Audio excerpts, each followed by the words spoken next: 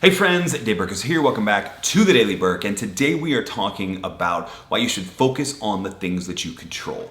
Now, this isn't just sort of a motivational message. It actually has a lot to do with burnout. If you haven't heard, World Health Organization is now taking burnout seriously as an epidemic. I'm sure the US Centers for Disease Control will be looking at it. Pretty soon we'll have OSHA recommendations about preventing burnout in the workplace if we don't have them already.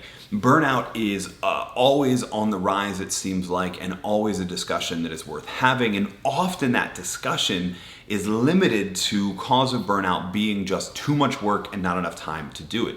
But the truth is, there's another cause of burnout, and that is a perceived lack of control. When people feel like they can't get a sense of control on the tasks that they're asked to do, when people feel like they can't control the interactions or the things that are happening to them in their work environment, when they feel like they can't even control where they work or when they work, their sense of perceived control is dampened, and that can lead to burnout. So if you're feeling burnout, how do you put this to your use in reducing those feelings of burnout? The first is, like I said, focus on what you can control. A lot of times perceived lack of control also comes from focusing on those things that you can't control, from dwelling on them, from rehearsing them often.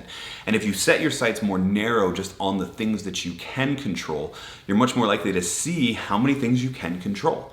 But there are obviously things that are outside of your control and are affecting your work, and that is where you can't actually control something, either because another person or another division actually has control over that. You can still have conversations with that person or those people about how that work is affecting you and remind them that you are a downstream effect of their decisions as well. Now, not only will that probably help down the road with getting the things that you need to do your best work, just having that conversation helps reinvigorate people with a sense of control, because at least they have the control to talk about it. And while you're doing this talking about it, by the way, this is not just sort of like vetching and complaining. This is looking for productive solutions to the problem. But both of these things, whether you focus on what you can control or whether you have conversations with people that control the things that you can't, both of them are aimed at reducing that perceived lack of control, and hence reducing that sense of burnout and enhancing your ability to do your best work ever. Speaking of doing your best work ever, leave a comment below and let me know when that happens. I'm guessing it happens when you feel like you have a sense of control. And while you're leaving that comment, make sure you're followed or subscribed to the show, because we post new episodes designed to help you do exactly that, your best work ever. And I want to make sure you don't miss a single one. Thanks again so much for watching The Daily Burk.